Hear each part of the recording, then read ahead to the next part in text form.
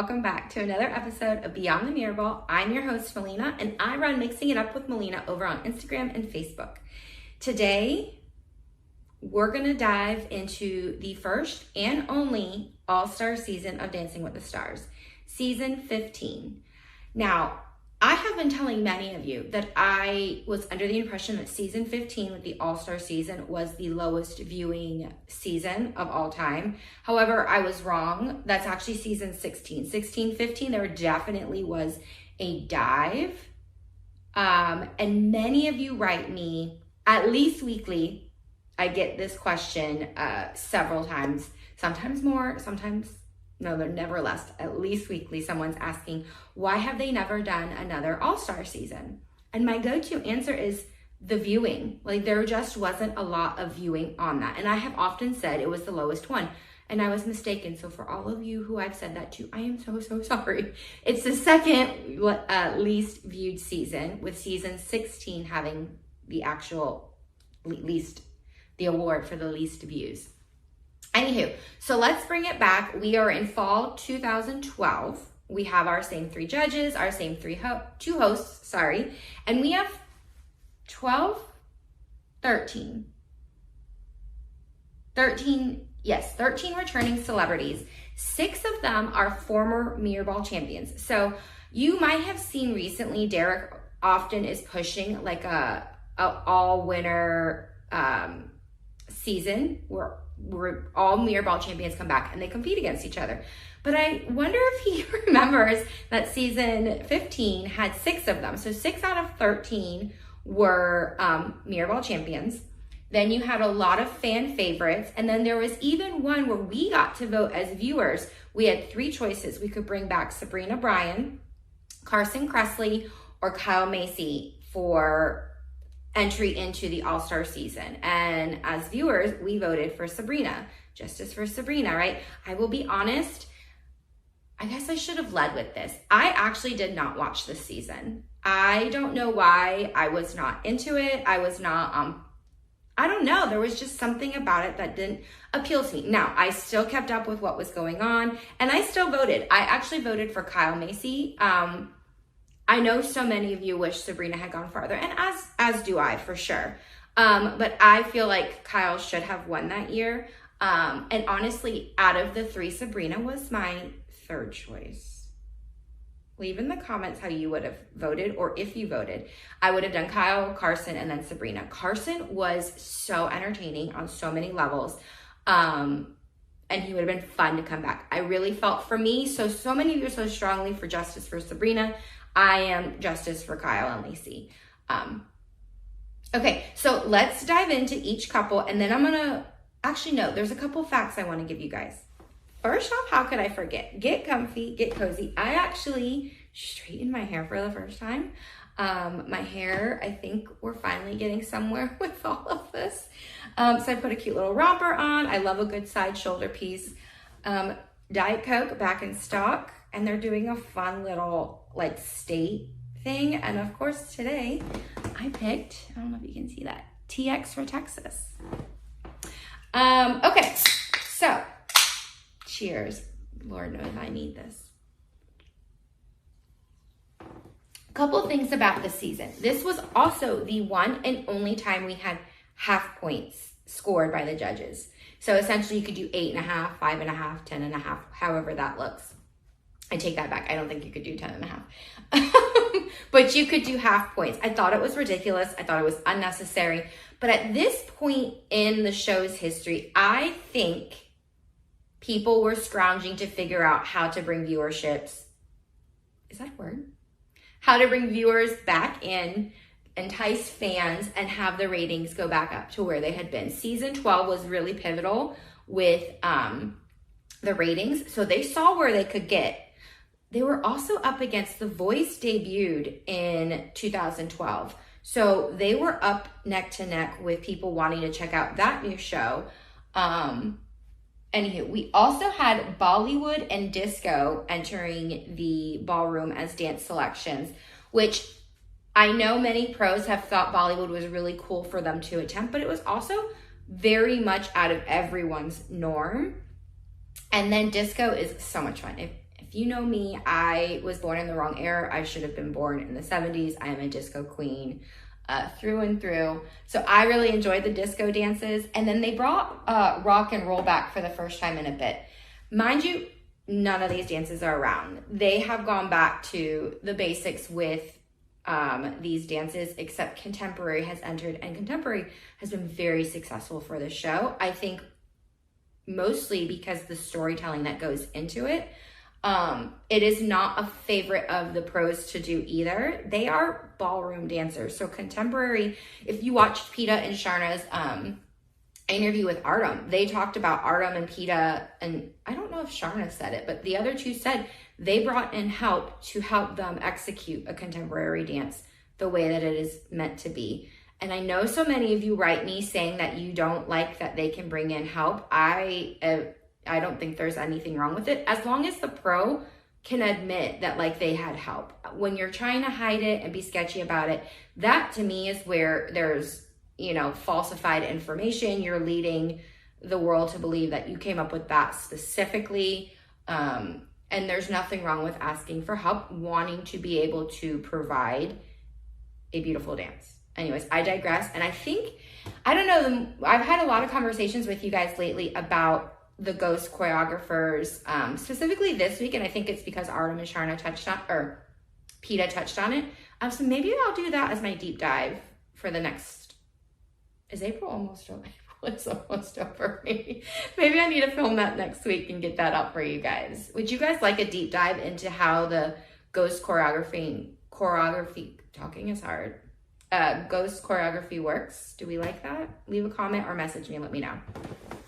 Okay, so I talked about, let me see, I'm going through my notes real quick. We're gonna go circle back to some of these, but we talked about, and then real quick, if you didn't watch the All-Star season, this is where I didn't understand. I didn't think it was quite fair.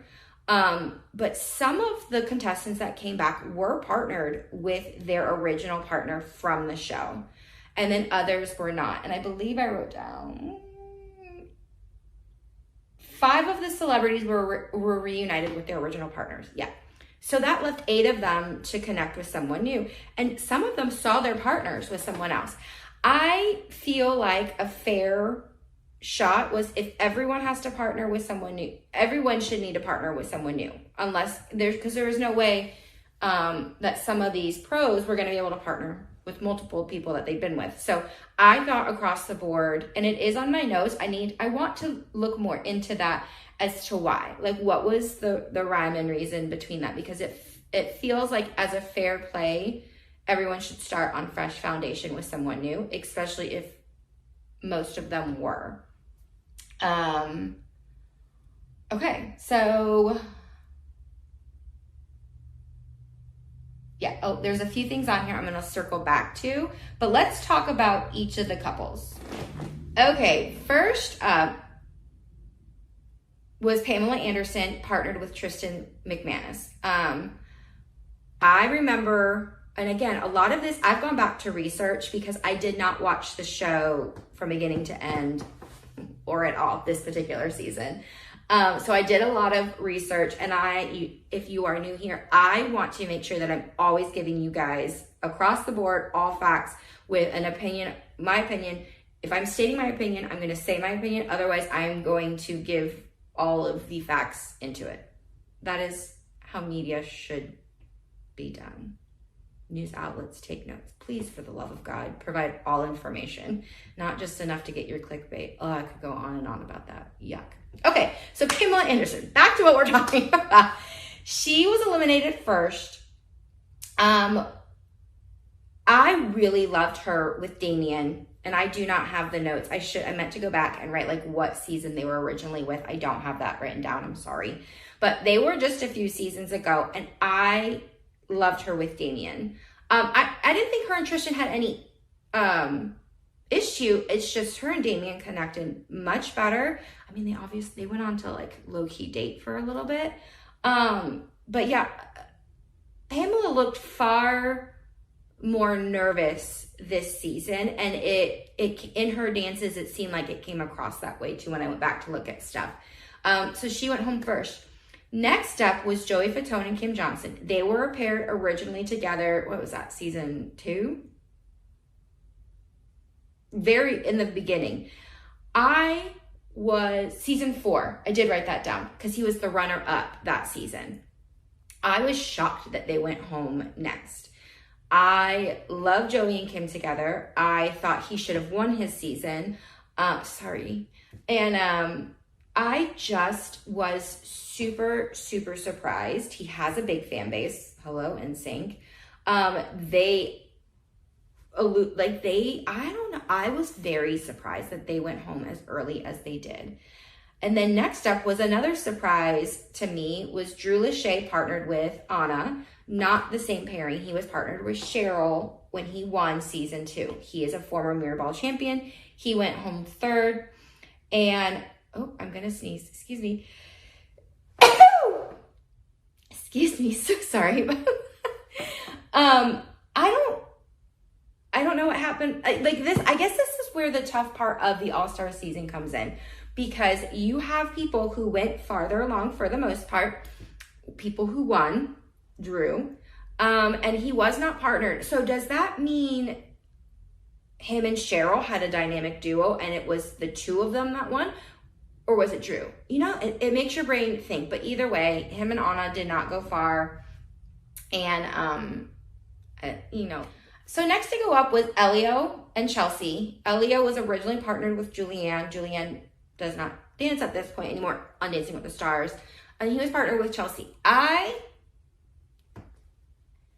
When I'm like looking at them, I don't know why I did not see a connection there. And I can't quite tell if it looked like they got along, but he definitely did not have that connection he did with Julianne, which, then they maybe low-keyed had something going on. I don't know. That's a whole other thing. Go back and look at that YouTube episode. Anyways, they went home next. Then Bristol Palin and Mark Ballas. This was one of the people, it was a huge deal that she was even on it to begin with. Then she placed 3rd that season, and then she was brought back for All-Star season. I think this is just one of Dancing with the Stars' decisions to have me. This was an early on-site for us as viewers to see that sometimes Dancing with the Stars likes to get a little messy, because at the end of the day, viewing and ratings and all of that are the key factor. And if we're going to bring someone on that's going to chime in, whether you guys like her or not, you are still in. Remember that when you are leaving your comments and doing all your things on social media, it does not matter what you say. It does not matter. If you are commenting, sharing, liking, any of the things, even if you think you are doing this high justice and bashing this person and calling them out for their things, please know that that person that you're commenting on or that you're sharing privately with all of your friends, that is money in their pocket. So oftentimes celebrities don't care what you have to say as long as you're saying something true and form for Dancing with the Stars. They do not care that you think that they're ridiculous or other word choices that you may have had for Dancing with the Stars in their decision to cast Bristol and not only bring her back. But oh man, I got a hot bot. I got a lot of things to say today. You know what I'm saying? I straightened my hair and the sassy Melina came out. Okay, so the next up, we have Sabrina and Louis. They were partnered together originally. Sabrina was voted back in, like I've already said, but she went out midpoint again. For as much as you guys love her, you sure aren't voting for her. That poor girl. Actually, no, wait. I misquoted you. I'm so sorry. She was not with Louis originally. She was with Mark, obviously. They dated. Oh my gosh, Melina, get with it. Sassy and silly. Next up, I was happy to see Kirsty and Max come back. And actually one of my favorite dances from the whole series is one that they did. It will be shared this week because I love it. I think it falls under the disco realm. It's when they bring out the Mini Cooper and it's the UK and it's Austin Powers. Like it's Rolling Stones, which oddly enough, Rolling Stones and Austin Powers kind of goes together. Anywho, they did survive longer than a lot of people predicted, but they ended up going home. Next, we had Gilles. That is the proper way to say it, by the way. I'm proud of me for looking into that. And Peta. Hey, it was good. It was memorable, which is oftentimes what they were trying to succeed with. But yeah. Then we had Apolo and Karina. They were not partnered originally together, but they did come in fourth. What are we down to? Fifth. 1, 2, 3, 4, 5. 5. Excuse me. They were good. Apollo, it has never been one to like really be like stick out in my brain for no, he's good. By all means, he's good. But nothing about him, what's going on here? I'm trying to get used to all this again. Nothing about him ever really like stuck out hardcore for me. So the next up we had Emmett and Cheryl. They were originally partnered together. They are former Mirrorball champions. And they made it to 4th place of the season. Did really well. They still had that fun demeanor amongst them, very smooth in their dances. I enjoyed them, and I'm not surprised at where they landed because the top 4, I feel like, were very valid choices. Let me take that back. I was surprised about ultimately who won, but you had Emmett Smith and Cheryl. Then we'll come back around. Now, coming in 3rd this season was Kelly Monaco and Val. And they had a ton of chemistry. Many media outlets and sources claimed that they were dating. But both of them never confirmed it. Both said that they adored the other one, they loved the other one, but they were not, there was no actual dating going on. But they did come in 3rd and they were really good. I personally never thought Kelly was an amazing dancer. She had great partners. Does that make sense? Just my thoughts. Okay, so then we have our top 2. We have Shawn Johnson, gymnast, former Mirrorball champion, with Derek. And then you have Melissa Rycroft, Bachelor Nation, and Tony Dovolani. This is one of the ones many people thought Shawn was going to win it. There was some controversy with Shawn and Derek at the end. I have my notes, let me pull it up. You had, what week was that? It was the finale. And they performed, wait, hang on, let me get my notes proper. I want to make sure I'm giving proper feedback to you guys.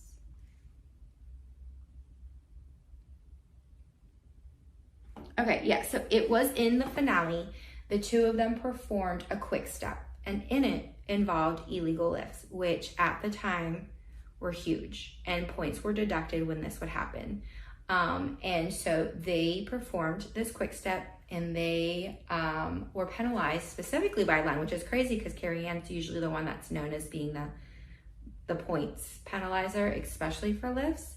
But it was Len who did it, and many think that those points deducted are what cost them winning that particular season. Ultimately, who won was Melissa Rycroft and Tony. They had a very fun partnership. And they certainly, you could see the grit and determination in Melissa. Tony had never won a Mirrorball. Tony never wins a Mirrorball after this. This was his one time he won. And Tony is a fantastic dancer and a huge pivotal part of Dancing with the Stars. And they ultimately are who won. So yeah, the quick step with the illegal lifts, if I have a clip, I'm gonna post it. If I can't, then I never found it, but I'm pretty sure I can find it, so let's roll it. Say damn my pride and all the cats living down the east side, and there's no place to hide, so I kick it.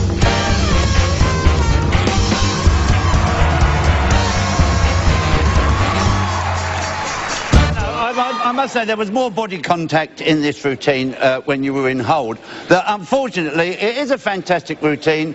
You're not allowed to break hold, which you did. You're not allowed to do lifts, which you did. You leave me nowhere to go. It's okay. All right.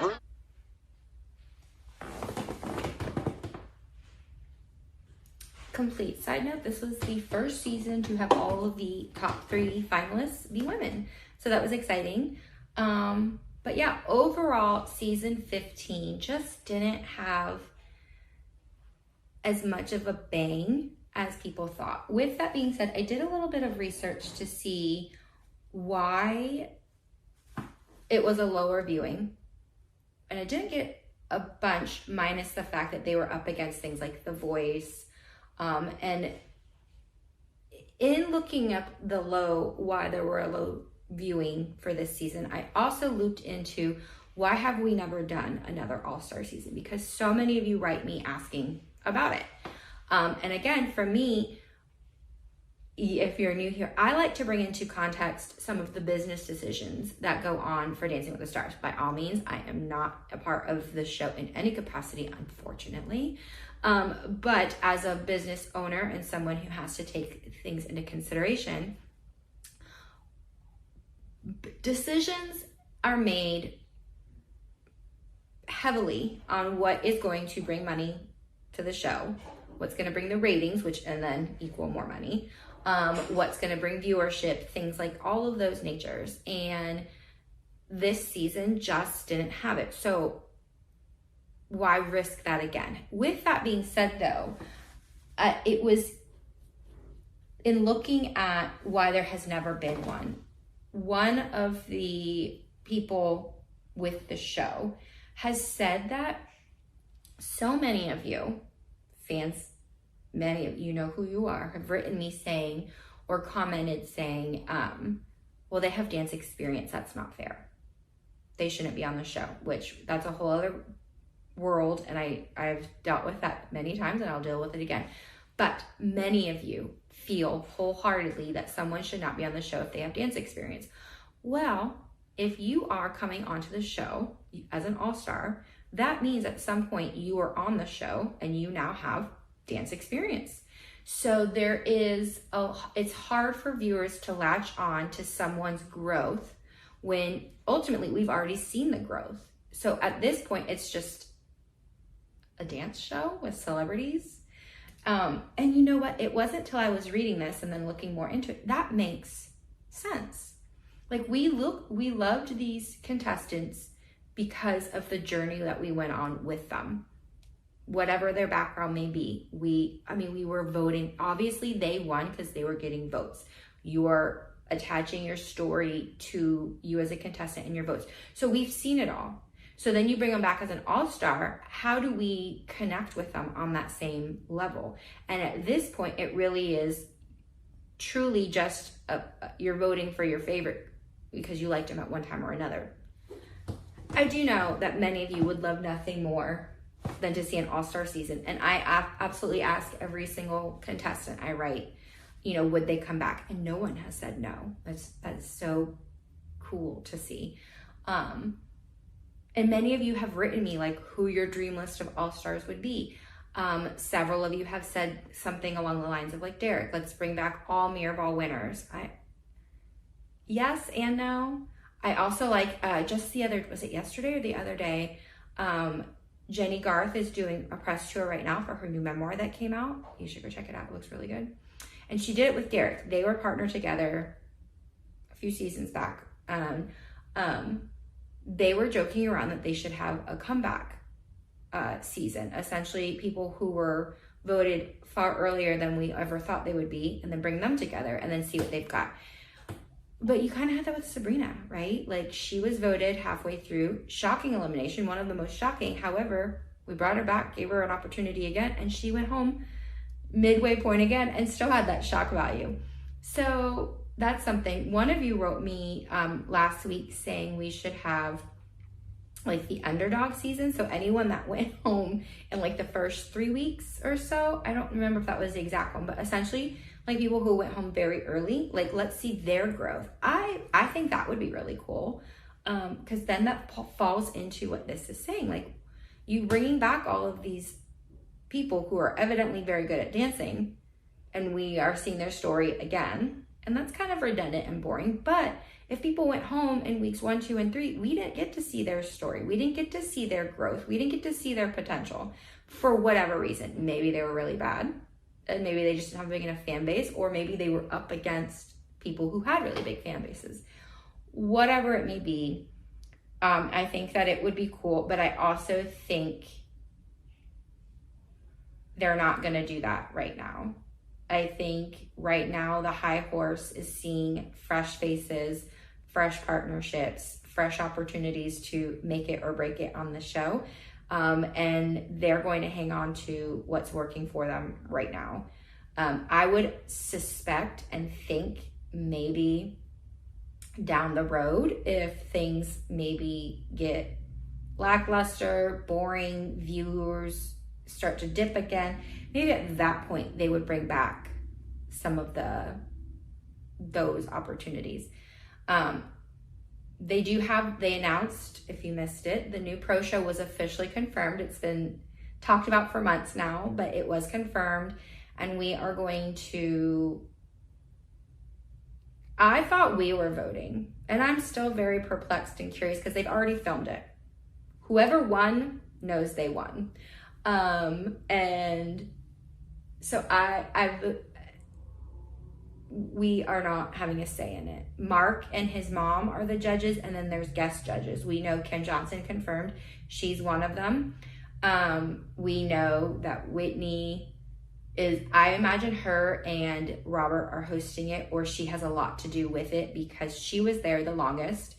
We know for a fact Jan, Gleb, Derek, Julianne, I think went over there at one point. Jenna, Daniela, Brandon. Who am I missing? There were several contestants or pros, previous and current, that went over to be a part of this show.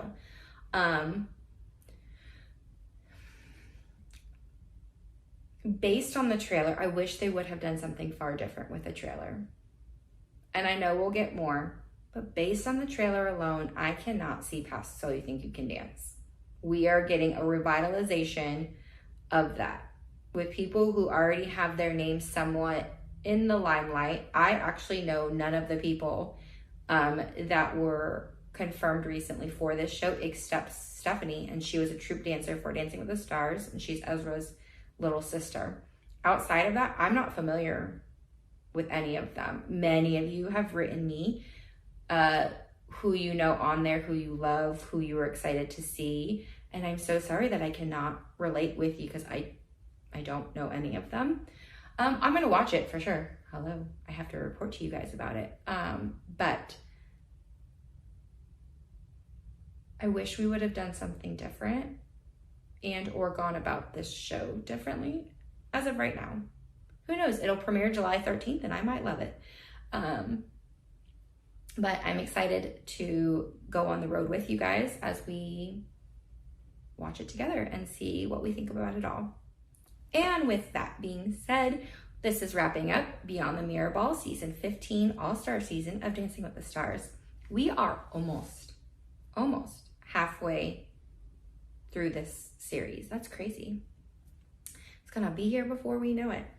And I better buckle up because July's very busy with our businesses. I have to keep up with the series, and now I'm gonna have to tell you guys about the pro show. Oh, have mercy on me. But yeah, if you haven't already, please subscribe to this channel and be sure to follow me on Instagram and Facebook. And be sure to like this video and leave any comments below of your thoughts. Shoot me a message on one of the other 2 platforms. Tell your friends, share it with your friends, and yeah, have a great week. I will see you guys next week.